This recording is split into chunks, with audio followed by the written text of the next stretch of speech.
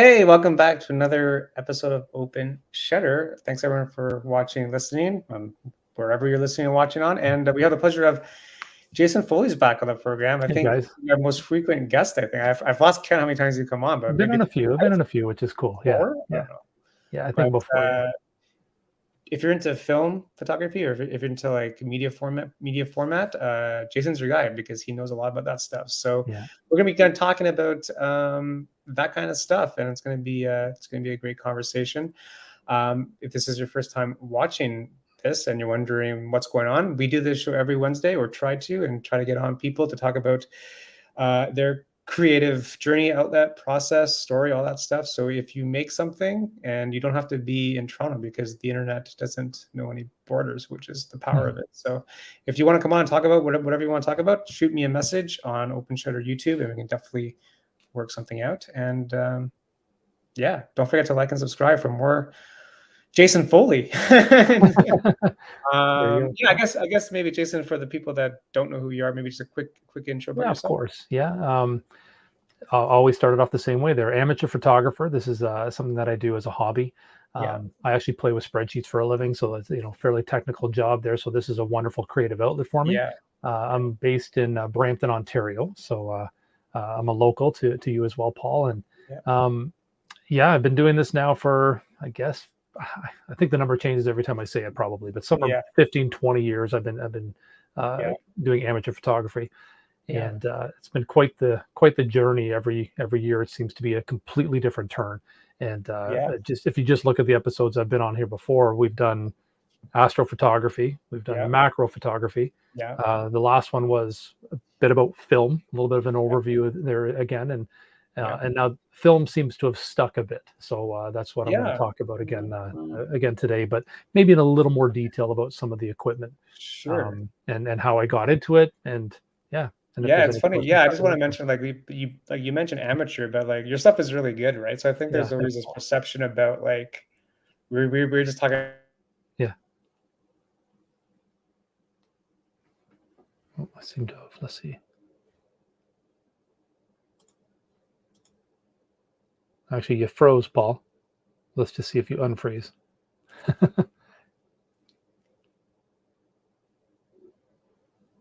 Okay, it may be a show of one. So give me 2 more seconds here. If it doesn't unfreeze, I'm going to continue.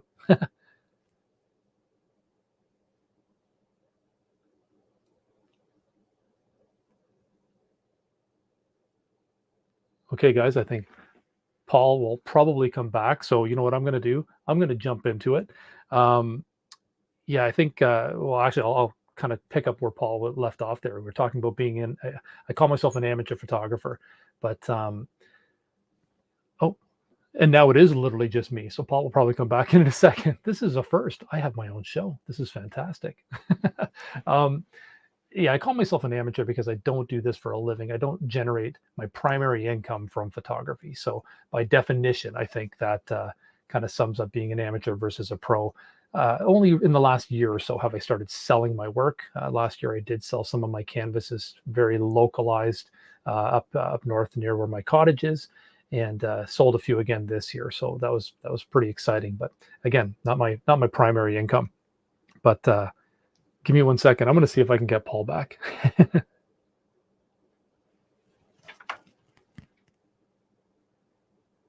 Forgive me, guys. Just trying to see if anybody is watching this. Please go ahead and comment.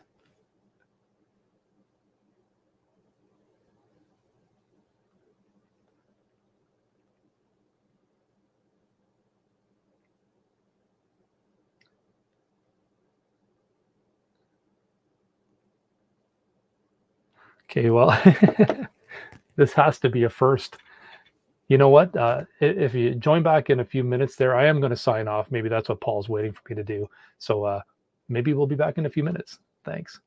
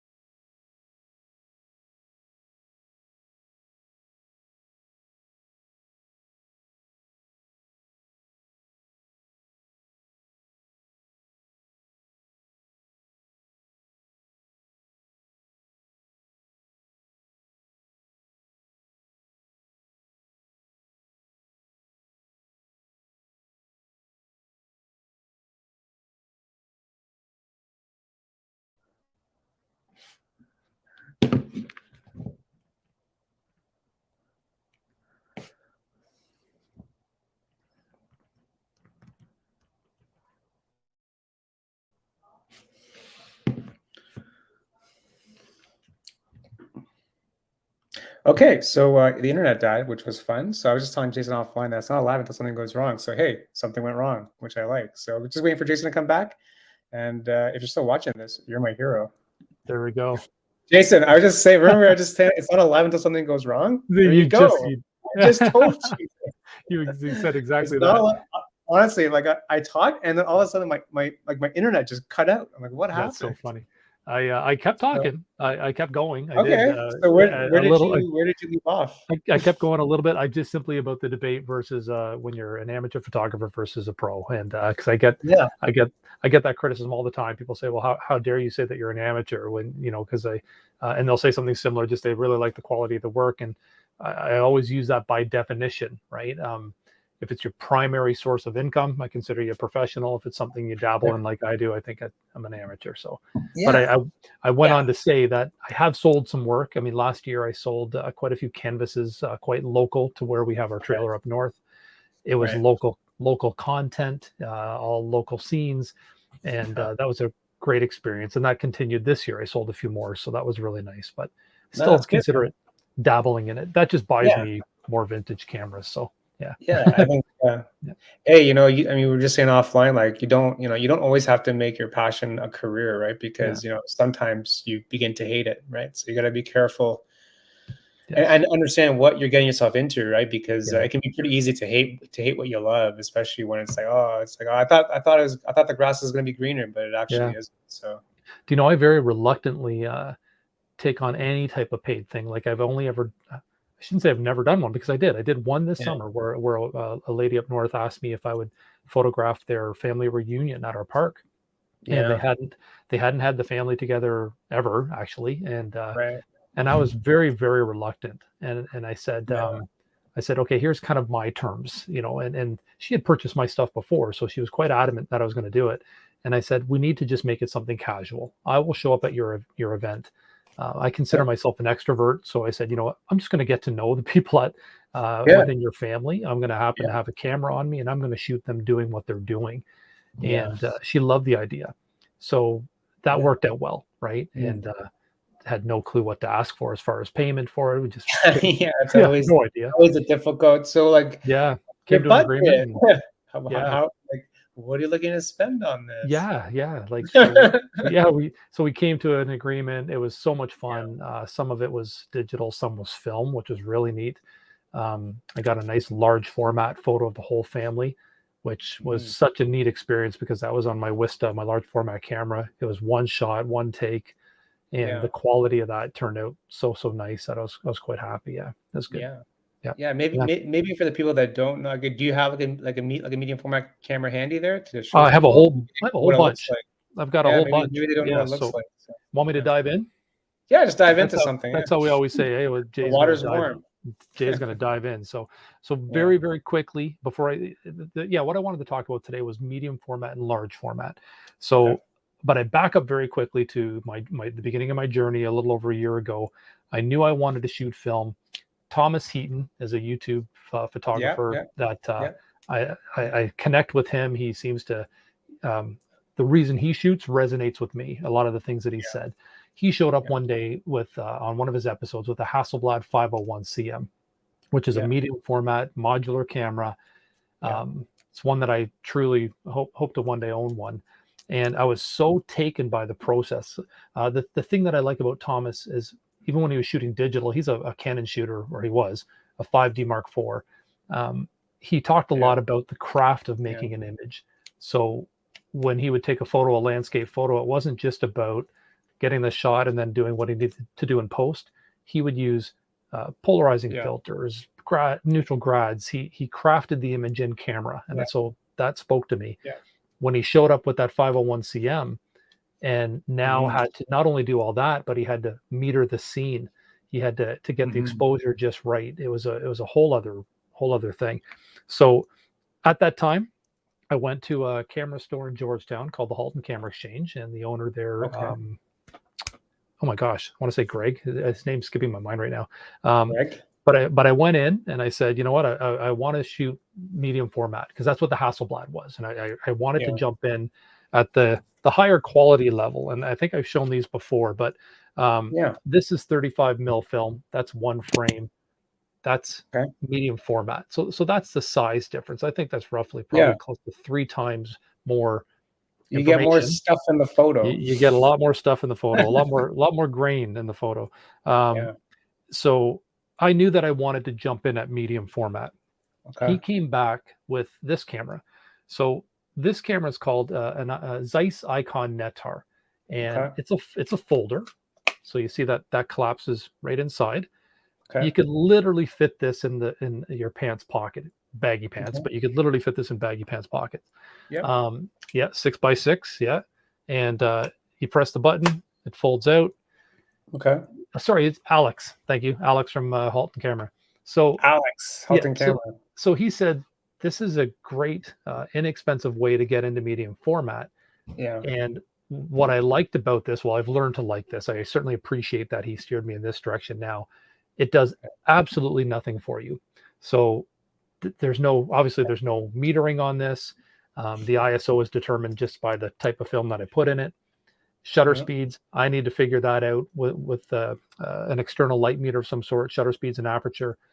And I can't even focus with this thing in the traditional sense. So there is a viewfinder. There's a little tiny window at the back there, but it simply passes right through this window at the front. It's not a through the lens view that you're seeing. So to focus with this, you have to focus using something called zone focusing. And it's all about the distance that you are from your subject. And quite a few cameras of that era, and even today, there's still some cameras that are produced with the relevant markings on the lens that help you determine if I'm at f16 and I want infinity in focus. There's a way that I can basically adjust the focus ring on here to give me, and it'll tell me, it'll say, okay, everything from 10 feet to infinity will be in focus. Once you've set that, you can just walk around doing street photography, never having to touch that again, as long as everything is beyond 10 feet from you. The other thing, you learn things like the Sunny 16 rule, when it comes to exposure. So when you go out with a camera, you don't know the Sunny 16 rule? So it's simply on a bright sunny day, a cloudless day, your aperture would be f16. Your shutter speed would be, what's the best way to explain it? If I'm shooting ISO 125 film, my shutter speed would be 1/1/125th. So it's, if I was shooting ISO 400 film, it would be 1/400 and so on, or 1/500. So it's a quick quick and easy way to dial in an exposure based on the conditions that you're in. And with zone focusing, if you get the hang of that, it's very liberating to walk around with a camera like this and trust the settings that you've dialed in. If you get a little bit of an overcast sky, I might dial it down to f11. If it's really, really cloudy or getting darker, I might go down to f8. It's intuitive. It comes with time, but that's what having this camera as a starter, it forced me to learn the theory. And so you talk, when you think about learning piano, and some people just like to play, and other people want to understand the theory. This forced me to learn the theory. Interesting. So while I'm on it, why don't I talk about how I did all those other steps though, as far as metering. So I mean, at first I wasn't really comfortable with the Sunny 16 rule right out of the gate. I wanted something with a little more something I could trust a little bit more. I started with a very simple app, and I think I talked about it on one other episode. It's called My Light Meter Pro, and it looks like this. I don't know if you'll be able to see it, but essentially, it's an app. It's just an app on your phone. It utilizes the meter that's in every smartphone, because obviously these are cameras. They need to be able to meter a scene just like modern cameras meter a scene. So what this allows you to do is you can simply take a meter reading by tapping the measure, and then I can actually dial in different apertures, different shutter speeds, whatever my priority is, and it'll tell me what settings to use. So I started out with that, literally walking around with my cell phone in my pocket. I would just take a quick meter reading off of the scene, and it was kind of the equivalent of a center weighted meter reading that you would use off of your Canon, right? Interesting. So that app is free, or you have to pay for it?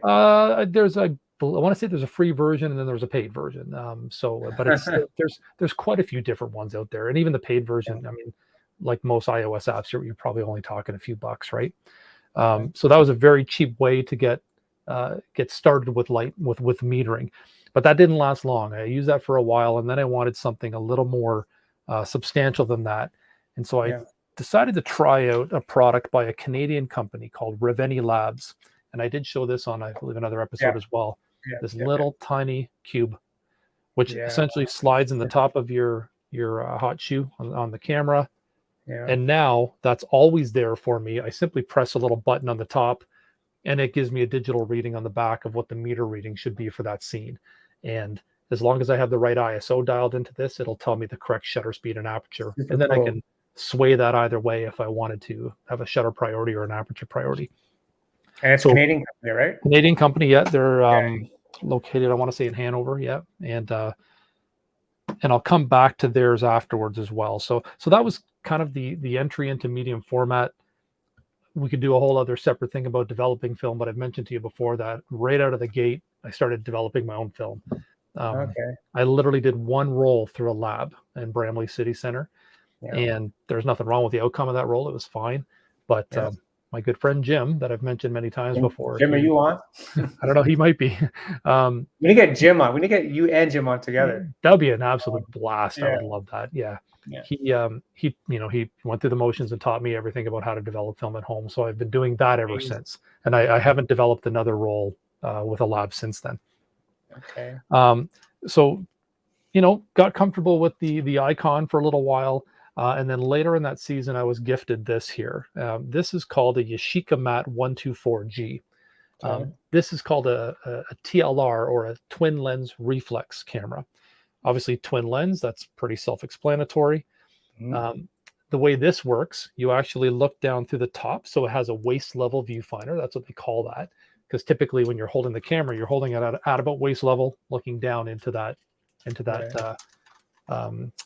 focusing screen on the top here.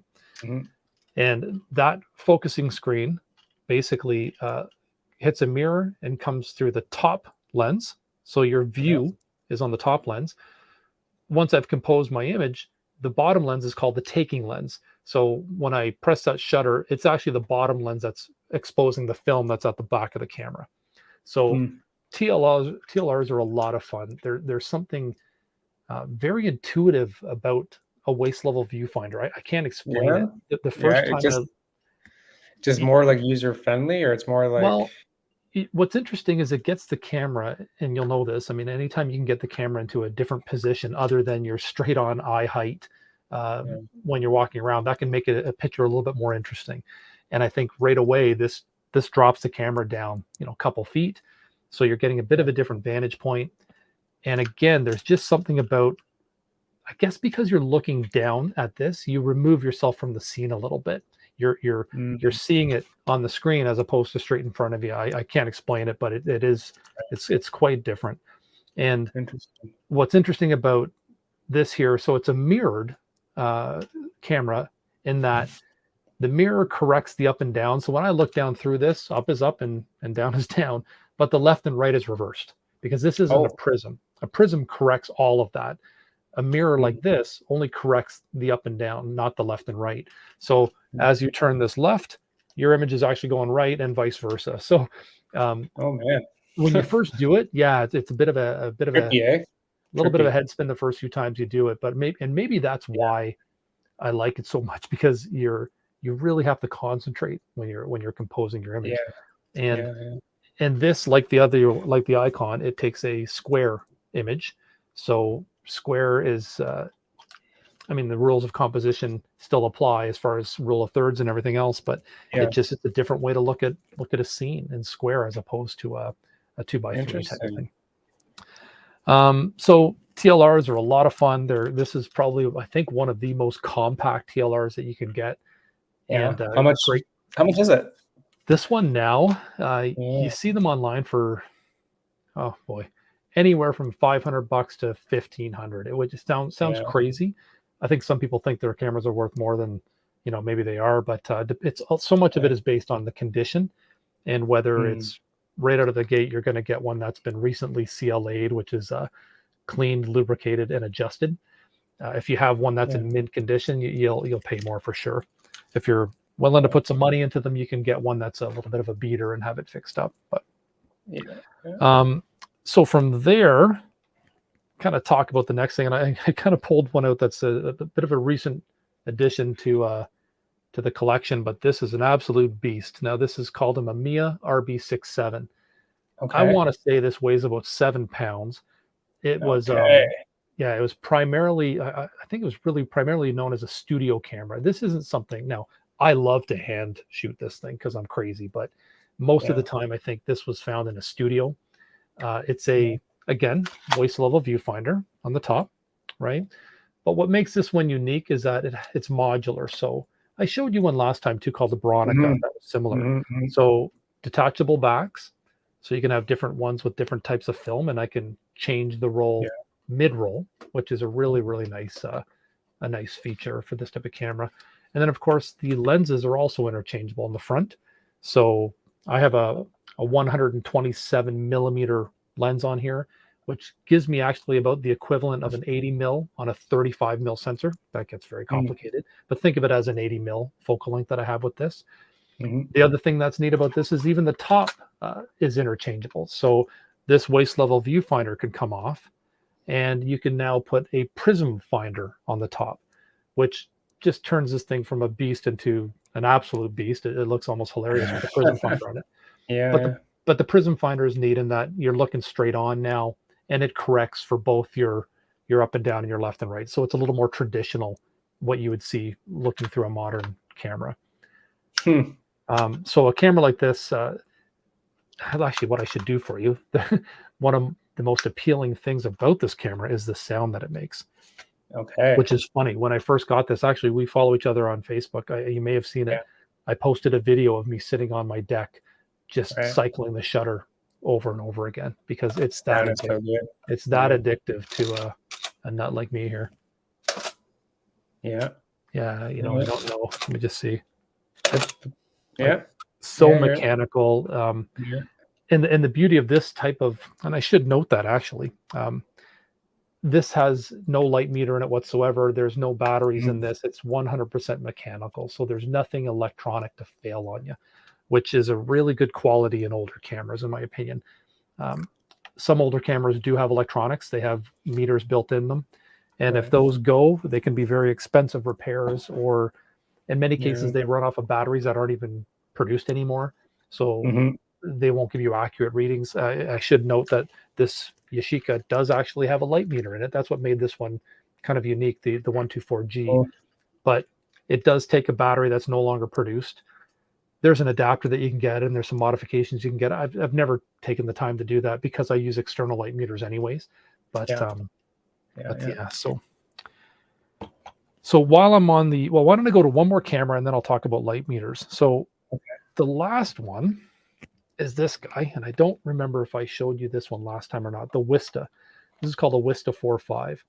So this is a large format camera. So we're now jumping up a level with this one. Oh man. And so convenient, easy carry on. So if that was medium format film, this is large format film. Wow. So this is a 4-inch by 5-inch negative that this camera produces, and you can see it's got a bellows. So everything is focused by moving the lens forward and back, basically closer to or further from the film plane. The film is going to be back here in a holder. So a camera like this, again, it just takes it just one level higher as far as the quality that you can do. Cameras like this have what are called movements. So you can actually move the lens up and down. You can move it left and right. You can actually slide. You can move this around in relation to the film plane at the back. And what those movements do, it's really hard to demonstrate here, but if you think about when you use a 35 mil camera, and if you're taking a picture of a building and you're at ground level and you look straight up, what typically happens? Lines converge, right? All of your upright lines are now distorted. What a large format camera allows you to do is keep all those lines completely upright, and it's through the use of those movements by moving the lens up or down. So instead of having to pan up, I move the lens up, and that basically brings brings my whole scene higher. It's very hard to explain. I'd almost have to do a bit of Okay. a video on that. Roy's saying shift and tilt lens corrects perspective. Roy is also a film buff. That's awesome. Buff, so. And you're helping me explain it. The other thing that's neat is it can also tilt and shift your focal plane.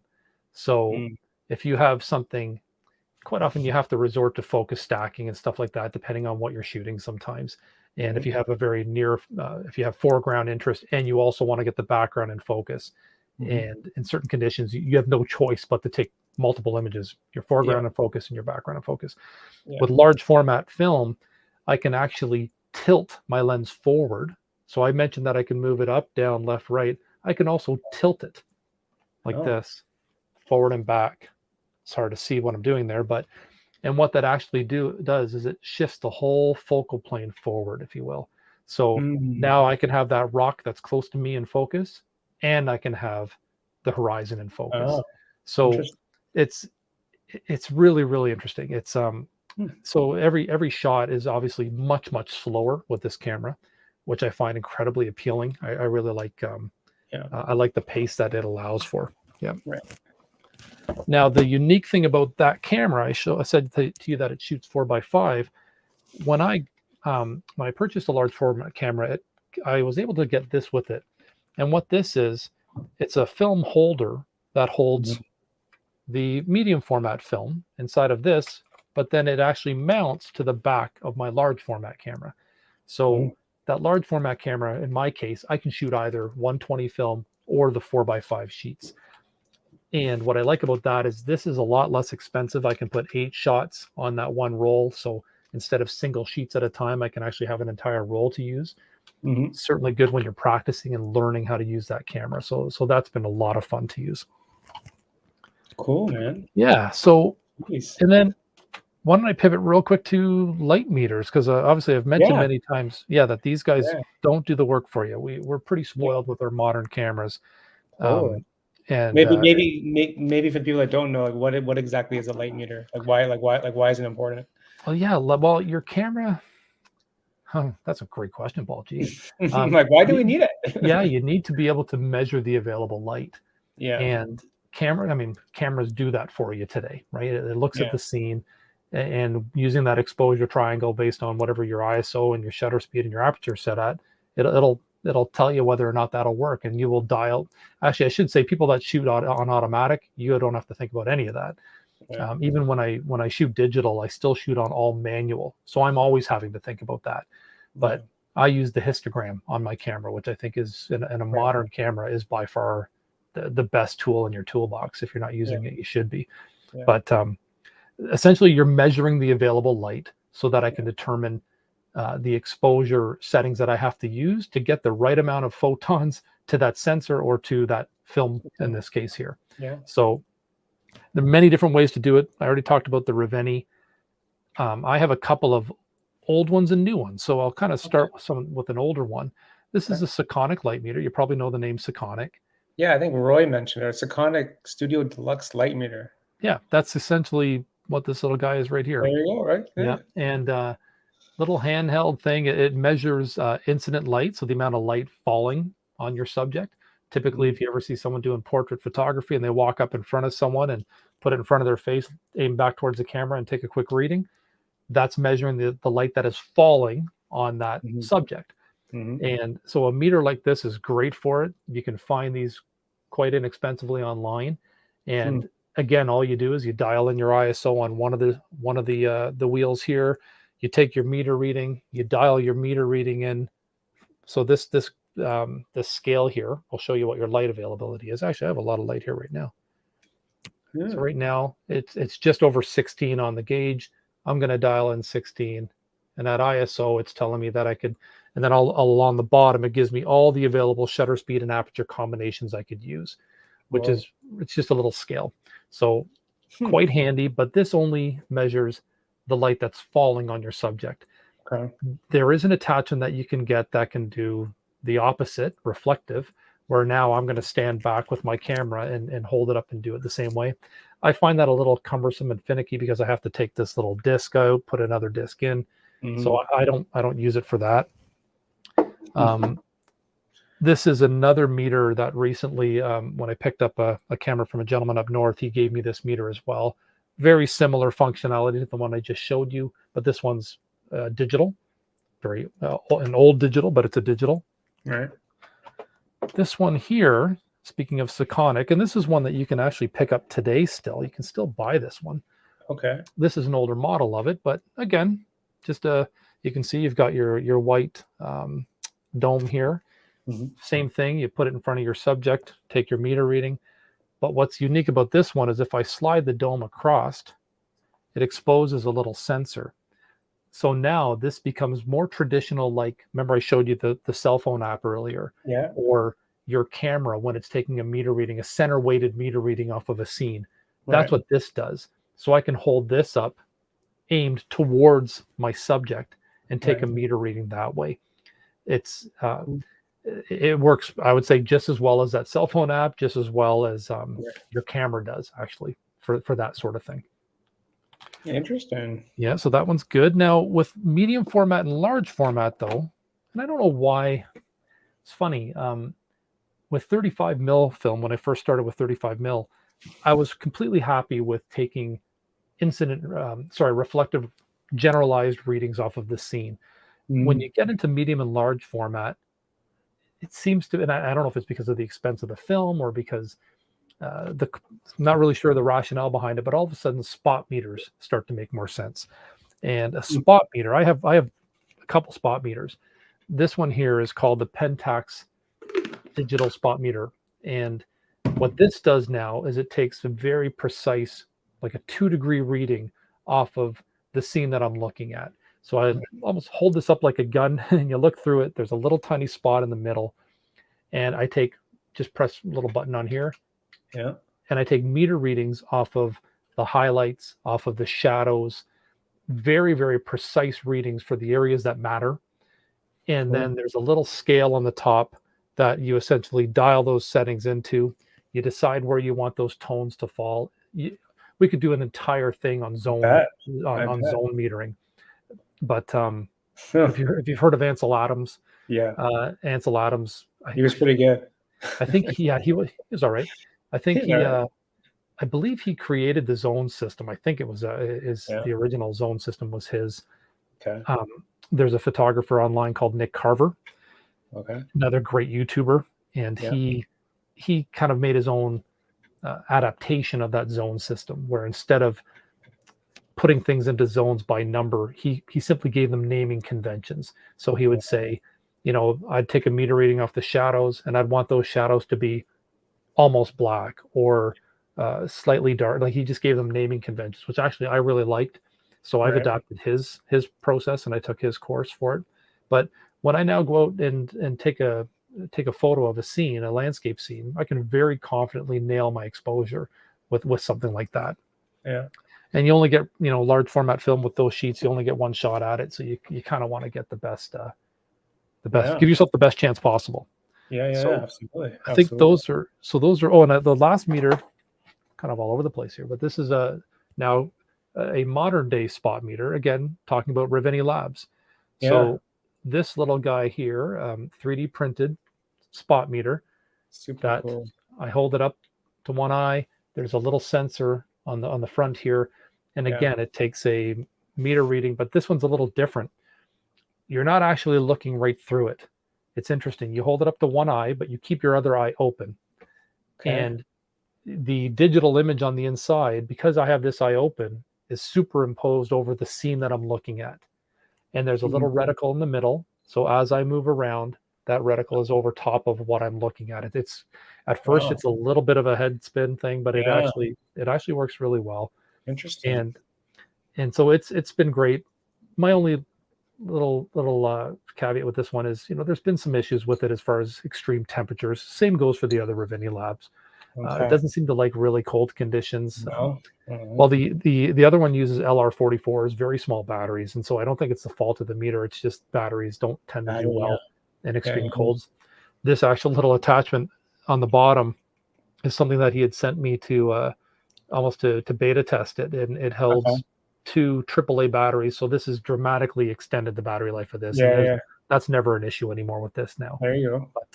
But I don't know what it is. It's even though this is a larger, more clunky device, Yeah. it is so incredibly simple.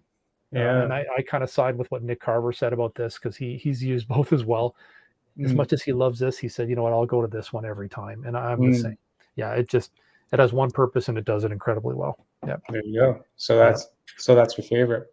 This is my favorite, hands down. The two Right. that You seem get to get all, sponsored. You gotta get sponsored, man. I should. Thank The you. two, well, they don't make this one anymore. I don't believe this one's been Yeah. discontinued for many years. Yeah. But these two, those are the ones that go with me anytime I'm shooting medium format or large format film. Yeah. Okay. I'm Good to know. completely covered with those two. Yeah. Good to know. Good to know. Yeah. Yeah. Like that. So the only other thing that I had that I wanted to show real quick, I thought I'd Yeah. give a couple of examples of some of Yeah. the stuff that I've done Yeah, lately. for sure. And if you could bear with me here.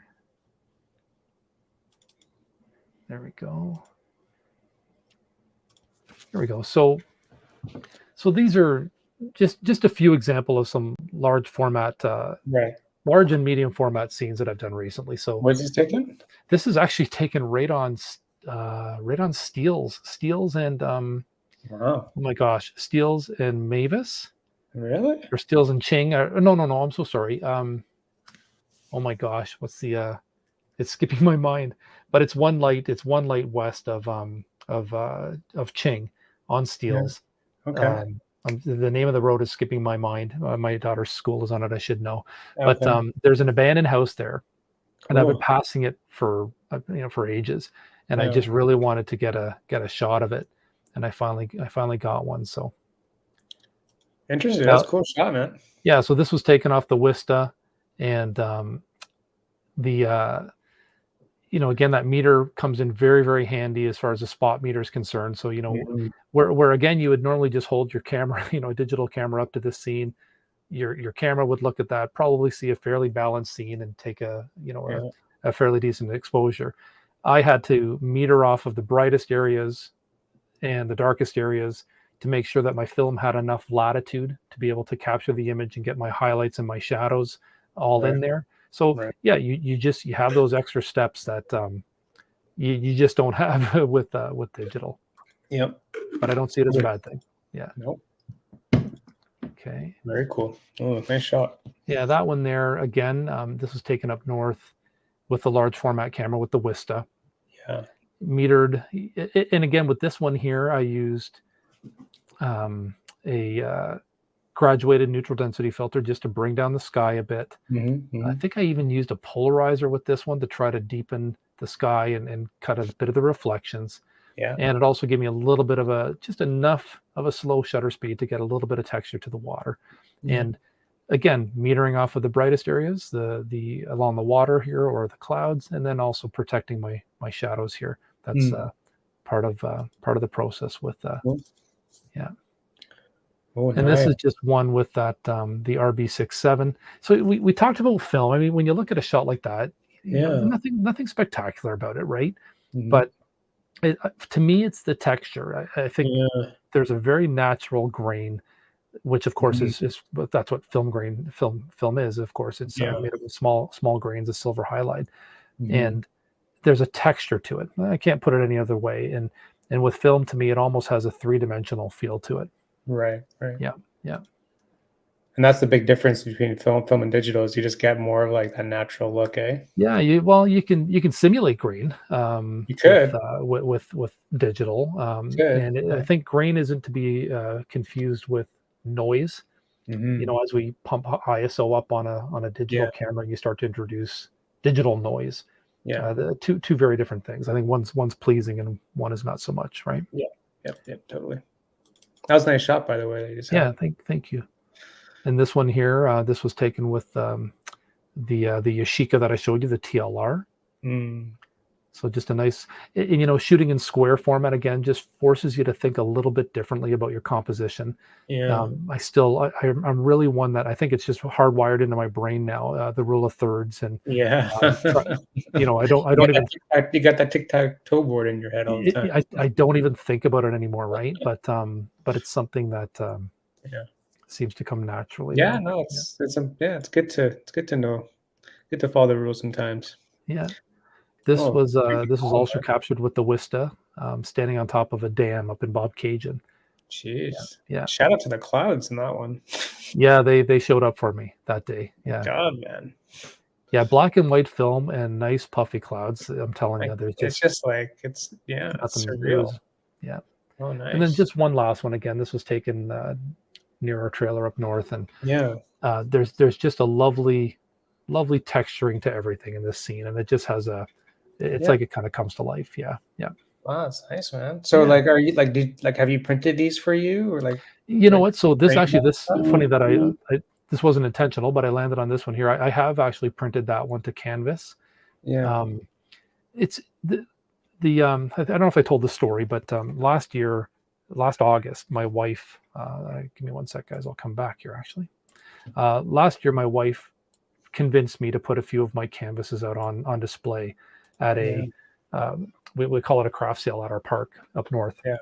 Yeah. I kind of thought she was crazy. I said, no one's going to buy my stuff. And I had 4 canvases that I had printed for myself of my absolute favorites in my office. So I just took them Yeah. down off the wall, took them up north. I printed 2 more because I actually wanted to have a little bit of a display. And I sold quite a few of them last year. It was something that just Yeah. took me by surprise. So what I've been doing is I've just been adding to that collection, and I'm up to about 14 canvases now. Nice. Nice. And I have them actually just just behind you here, down the wall of our basement is a little bit of a Foley gallery of Yeah. canvases. And next year in Bobcaygeon, there's a heritage museum in Bobcaygeon called the Boyd Heritage Museum, Okay. and they have a room in the back that they use every month of the year. They showcase a local artist, and I didn't really know how it worked. I walked in there one day, kind of reluctant. I thought they're going to tell me, I don't live locally in Bobcaygeon. I thought there'd be some reason why they would say no. Mm-hmm. And when I started the conversation, it was actually quite heartwarming. I said to the woman, I'm interested in this. I don't live locally, but I shoot a lot of photography up here, Mm-hmm. and I share my stuff online. And I hadn't even said my name yet.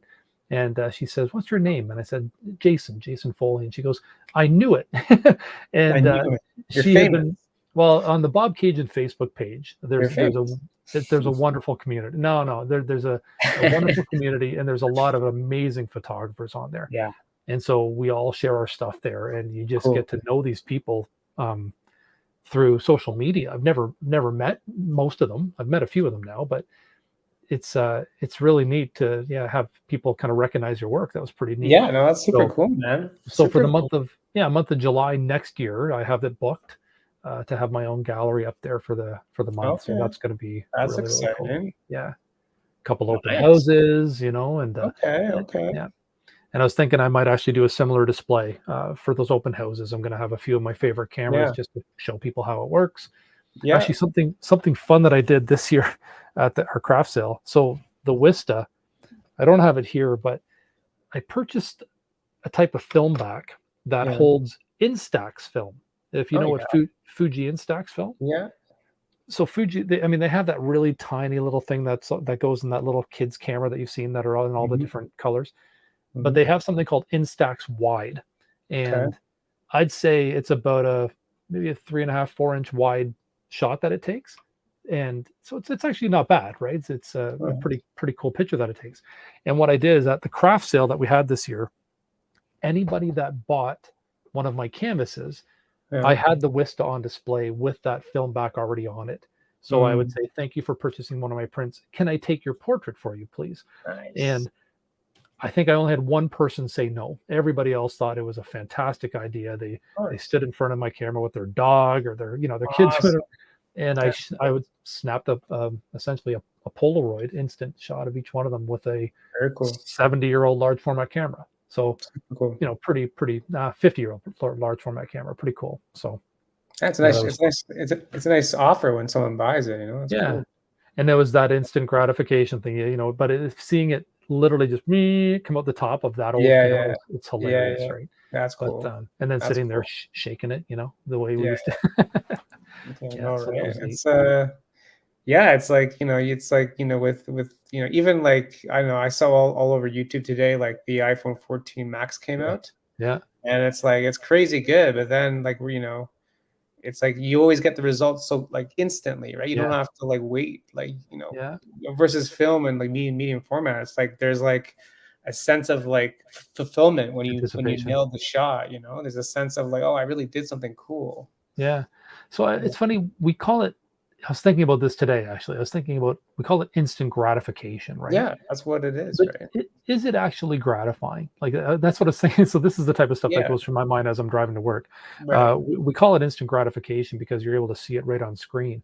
Hmm. But I think the fact that you see it instantly on screen takes away some of the magic a little bit. That's Hmm. just my own Hmm. opinion of the matter.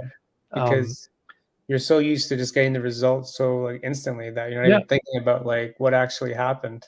yeah. Just hold your finger down on that thing, spray, Yeah, and take 15 or 20 of them, and one of them is going to be yeah, okay, right? yeah, Um, I just don't see anything all that creative in that respect.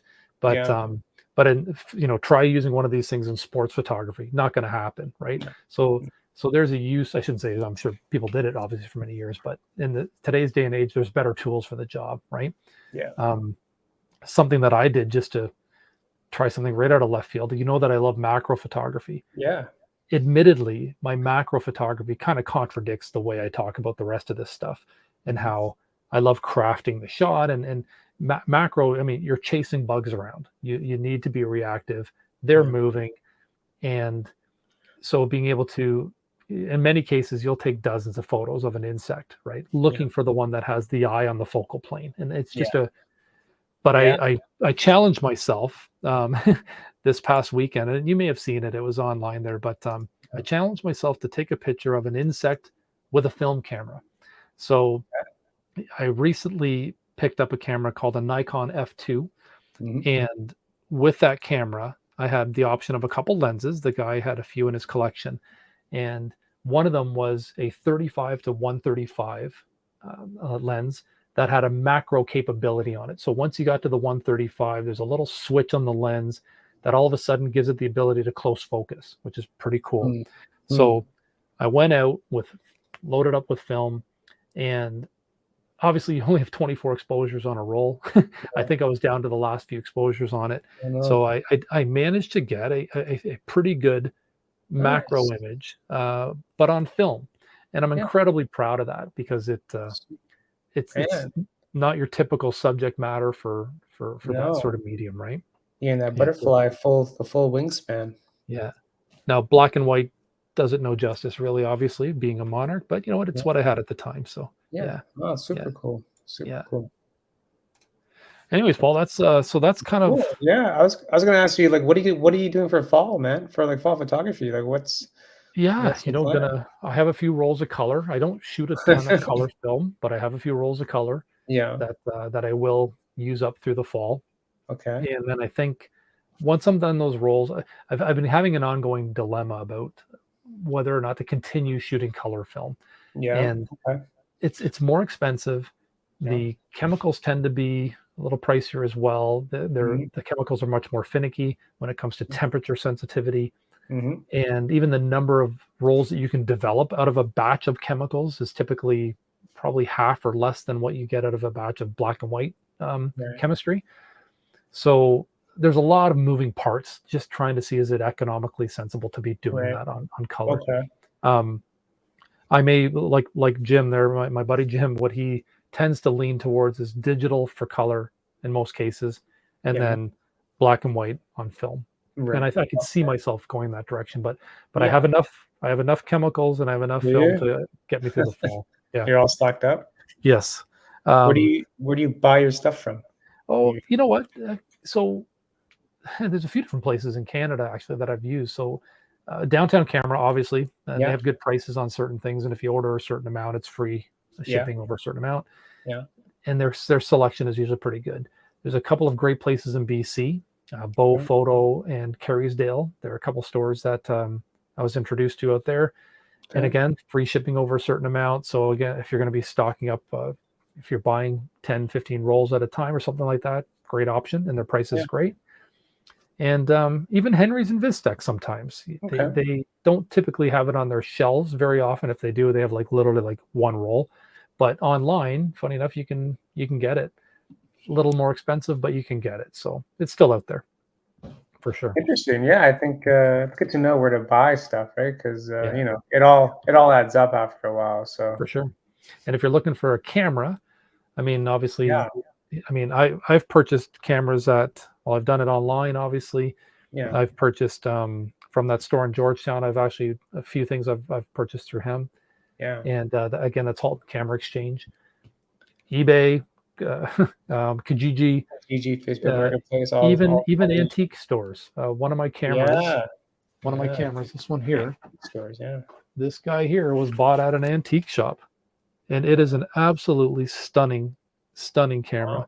Wow. It's called an Exacta Verex. It has a waist level viewfinder as well. Cool. For those of you who, if you follow me on Facebook, or this is the one that I did the portrait, Yeah. the self portrait, where Yeah. I had it all set up, and I actually had myself in the waist level viewfinder.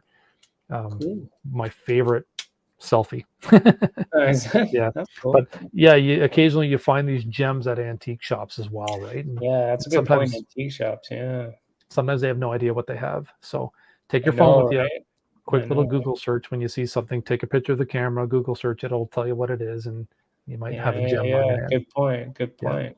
That's good to know, man. yeah. Maybe So, for the people that, yeah, sorry, go ahead. oh no, my last shout out. I was going to give my last shout out is to Yeah, Fuji. So I've been a Fuji. Canon fanboy my entire life, but when I got into film, uh, I was kind of introduced to Fuji as well, Yeah. on the digital side, as being a camera that really tries to replicate the film experience, but in a digital medium. And this camera is called the X100F. They have a newer version now, the X100V. It's a fixed focal length, so it's a 35 mil equivalent, and so you're zooming with your feet with this guy. But Fuji is famous for their film simulations and their Yeah. digital cameras. Yeah. So it Does look replicates. nice. Yeah. So I've always been a raw shooter for Yeah. as long as I can remember, and I've always had that post processing task afterwards. Mhm. This is the first camera I've ever had that I Mhm. trust the out of camera JPEGs any day of the week. And Really, they're eh? yeah, and Doing that's JPEG. quite liberating as well, right? Yeah. When you it's just what you see is what you get. It's pretty cool. Yeah. Okay. Yeah. So sorry, you go ahead.